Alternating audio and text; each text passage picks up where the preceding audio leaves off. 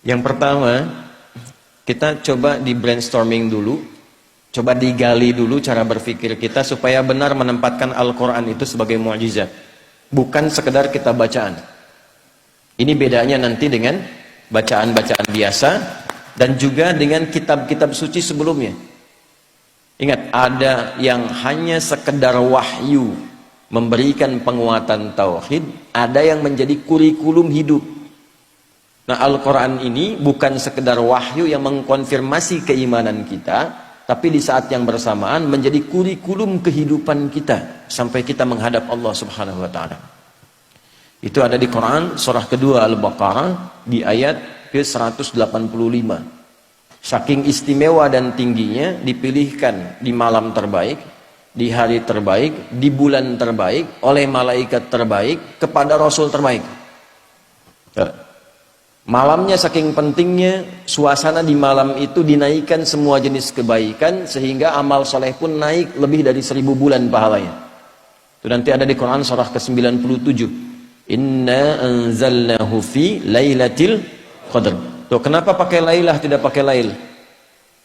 Kalau lail itu hanya menunjuk waktu, di waktu malam. Anda mau tahajud, ambil sebagian waktu malam. Quran surah 17 ayat 79. Wa minal laili fatahajjad bi. Dari sebagian malam, waktu yang cukup panjang itu, ambil sebagian untuk menunaikan tahajud. Jadi lail, layali, lela, lili, ya, lala itu malam. Ibu lili, ibu malam-malam. Kalau pakai ta, lailah, berarti ada yang istimewa di malam itu. Karena itu begitu detil diksi Al-Quran itu, ayatnya ketika menampilkan inna anzalnahu fi lailatul qadr. Berarti ada yang istimewa di malam itu. Ya, saking istimewanya, malamnya berubah suasananya, berubah nilai pahalanya. Wa ma adraka ma lailatul qadr. Lailatul qadri khairum min alfi syahr. Bukan 1000 bulan ya, lebih dari 1000 bulan. Nanti bergantung kadar keikhlasan. Kalau yang berhitung 1000 bulan ya dikasihnya 1000 bulan. Ya, kalau tidak pernah berhitung, Allah berikan pahala tanpa hitungan. Harinya ketika turun itu Jumu'ah, menjadi sayyidul ayyam. Bulannya Ramadan, syahrul Ramadan alladzi unzila fihil Quran. Malaikatnya ketika menerima Al-Quran langsung berubah jadi sayyidul malaikah, ya, Jibril, Ruhul Amin. Nabi ketika menerima itu menjadi sayyidul anbiya'i wal mursalin. Tidak ada yang menerima Al-Quran dalam suasana apapun kecuali berubah jadi istimewa. Rasulnya jadi istimewa, malamnya istimewa. Tadi Al-Qadar, malamnya diberkahi. Nanti surahnya Ad-Dukhan, surah ke-44 itu ya. Ya, inna anzalnahu fi lailatin mubarakah. Anda bayangkan. Kemudian turun di Mekah. Nah, ini yang mau saya tunjukkan keistimewaannya. Mekah itu jangan dibayangkan saat ini yang ramai, maju, banyak hotelnya dan sebagainya. Ini saya ilustrasikan ya Bu, Pak. Ini kanan, ini di kiri ini. Ini tisu biarkan saja. Ini lembah. Ya, ini lembahnya nih. Lembah ini kalau kita membaca dari segi sejarah, peta-peta masa lalu, itu tidak akan pernah keluar dari keterangan Al-Quran. Biwadin ghairi dhi zara'in inda baitikal muharram. Tanahnya tandus, batuannya pekat, tumbuhan jarang tumbuh. Terisolasi keadaannya. Di situ ada yang mulia. Kalaulah tidak ada kemuliaan Al-Bait, Baitullah, kalau nggak ada Ka'bah ini selesai.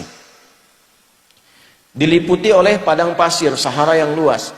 Ini diapit oleh dua kekuatan besar. Di sini ada Romawi dengan imperiumnya.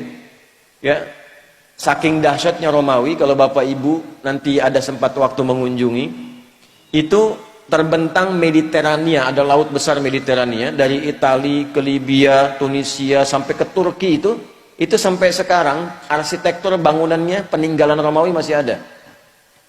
Saya pernah cukup lama di Tripoli di Libya. Saya kunjungi daerah namanya Leptis Magna. Itu sampai sekarang kolosiumnya, beberapa bangunannya, pondasinya masih ada sampai sekarang, untuk menunjukkan betapa dahsyatnya kekuatan Romawi masa itu. Punya peradaban, punya kekuatan. Samping kirinya Persia, Pak. Punya kekaisaran. Ini kan Al-Manar, ya, sifatnya kan manarah. Manarah itu apa? Menara.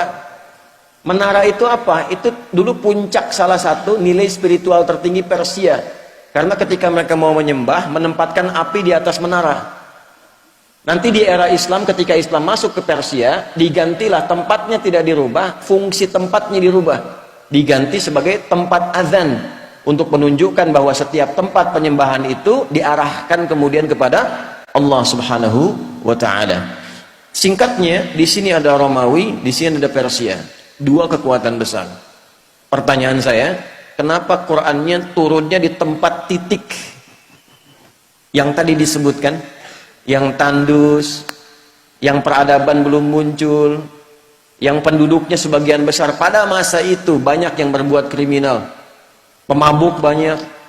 Ini sering saya informasikan, pemabuk zaman itu yang pemula itu 5 kali sehari, Ustaz. Yang pemula loh, bayangkan yang profesional itu. Kalau ada pencuri, pembegal, itu nggak nanggung, sekampung begal semua. Gifar itu kan kampung begal. Gifar itu kampung begal. Tokohnya Jundub bin Junadah. Jundub bin Junadah itu pemimpin para begal di kampung begal. Ya, nanti kelak masuk Islam, memperkenalkan diri, saya dari kampung begal dulunya. Maka ditambah al di depannya, ujungnya i, Al-Ghifari. Ya, jadi kalau ada yang namanya Al-Ghifari, kampung begal itu dulu. Tapi nanti ada nilainya, belum selesai, baru setengah, jangan pulang dulu. Belum selesai. Kalau ada zina, zinanya khatam, semua jenis zina dikerjakan. Anda bayangkan tuh, ya, membunuh itu sudah biasa. Tokoh-tokohnya dikenang sepanjang zaman itu, kenang sepanjang zaman. Itu landscape-nya itu begitu. Ya, keadaan masyarakatnya demikian. Nah, Quran itu kenapa nggak turun di Romawi? Kenapa tidak turun di Persia? Kok turunnya di tempat itu yang terlihatnya tidak ideal? Maka Allah ingin menunjukkan keistimewaan Al-Quran dan keagungannya, yang bisa merubah tempat yang paling nadir dengan maksiat menjadi khairu ummah. Orangnya berubah jadi orang terbaik di zamannya, tempatnya berubah jadi paling makmur yang melintasi zaman. Dan untuk menutup klaim di kemudian hari, pantas Islam pernah maju turunnya di Romawi. Untuk menghilangkan klaim di kesempatan yang lain, pantas Islam itu hebat turunnya di Persia.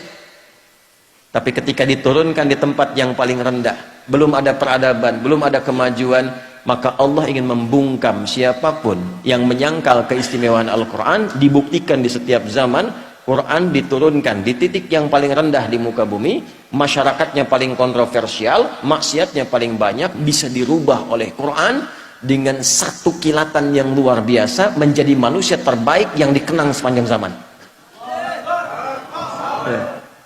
Dan itu dulu orang berubah itu dengan ayat-ayat pendek, Pak, Bu.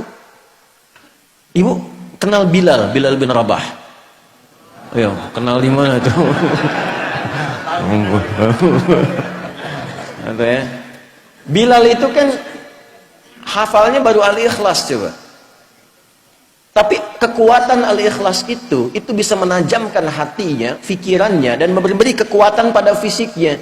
Diseret oleh tuannya ke tanah lapang yang luas, dalam suasana panas yang tidak biasa. Saya ilustrasikan ya, panas di kita ini masih ada uapnya. Jadi kalau panas kita keluar keringat. Di Timur Tengah itu uapnya tipis, kalau betul-betul panas bisa hilang uap. Kalau hilang uap bukan keringat, itu langsung berubah jadi hitam. Karena uapnya tipis. Jadi kalau Anda simpan kerupuk, kalau di sini mengkerut, di sana terbakar. Ya. Dipanaskan batu, disimpan di dadanya, dalam suasana panas dicambuk, dikatakan irtad. Jawabannya apa? Ahad. Irtad, ahad, irtad, ahad.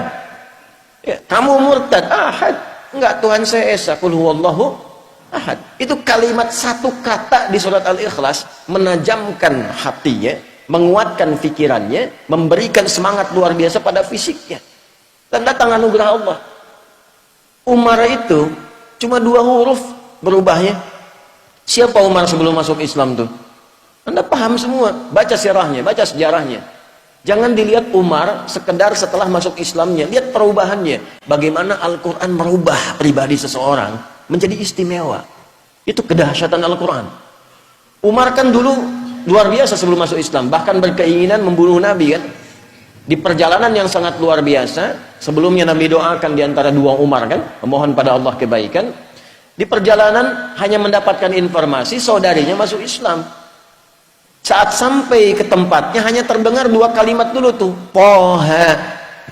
Anda bayangkan, Toha itu menajamkan sanubarinya, merasakan frekuensi getaran yang tinggi, itu memperlemah semangat buruknya, tiba-tiba tergetar dan berubah jadi baik.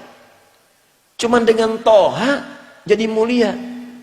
Anda sudah Al-Kahfi, sudah Yasin, sudah Baqarahan tuh, belum bisa berubah juga. Nah ini faktornya apa? Kenapa orang dulu mendapatkan cahaya Quran begitu dalam dan merubah tampilan jadi istimewa dan langsung turun kesaksian Allah? Yang mahal tuh ini. Nanti pindah ke Quran surah ketiga Ali Imran ayat 110. Persaksiannya langsung menggunakan bentuk fi'il madhi untuk memberikan inspirasi mudhari.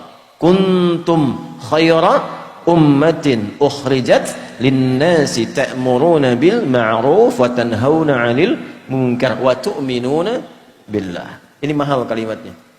Ya, kalian itu benar-benar umat terbaik yang pernah terlahir dan berkehidupan di muka bumi.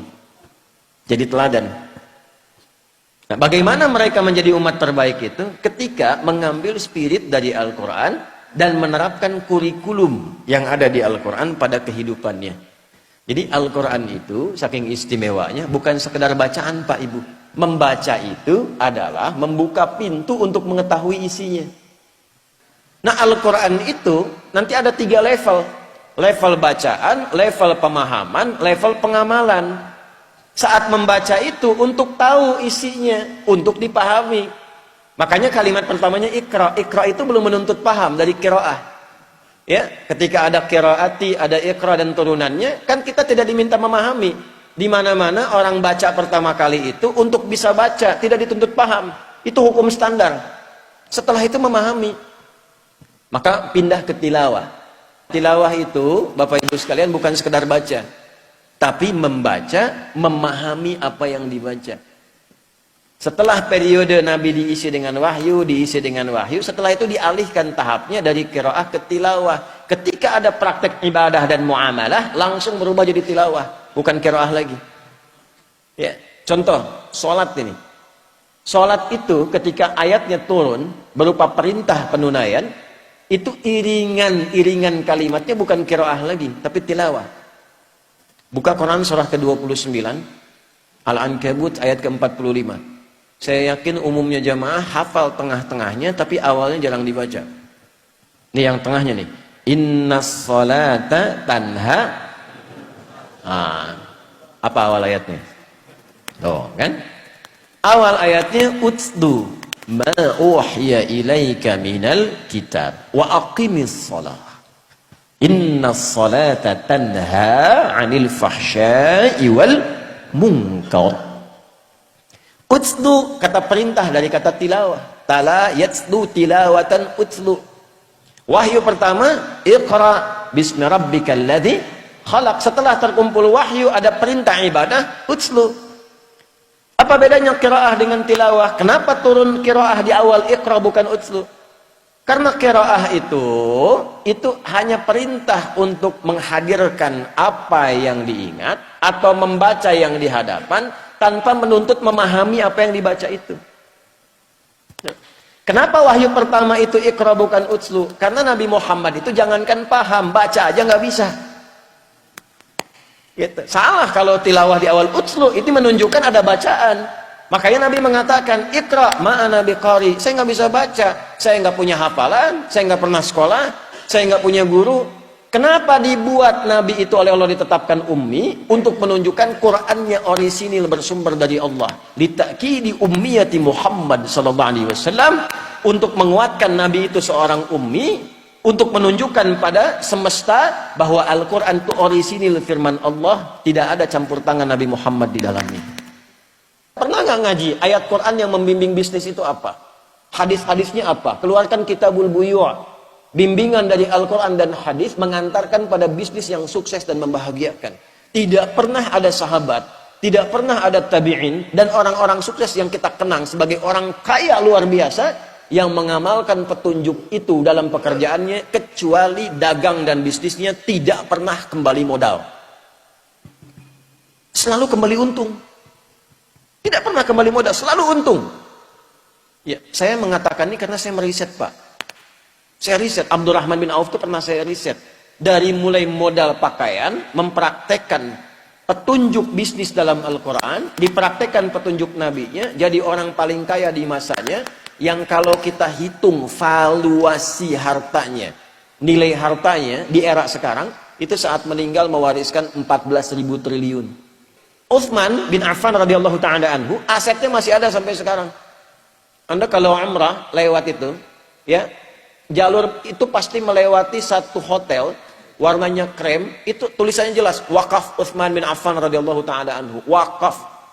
Bisa nggak Anda membayangkan dari satu sumur, ada kebun di situ, satu sumur, diwakafkan, lalu berganti masa, dialih fungsikan, itu sekarang jadi hotel.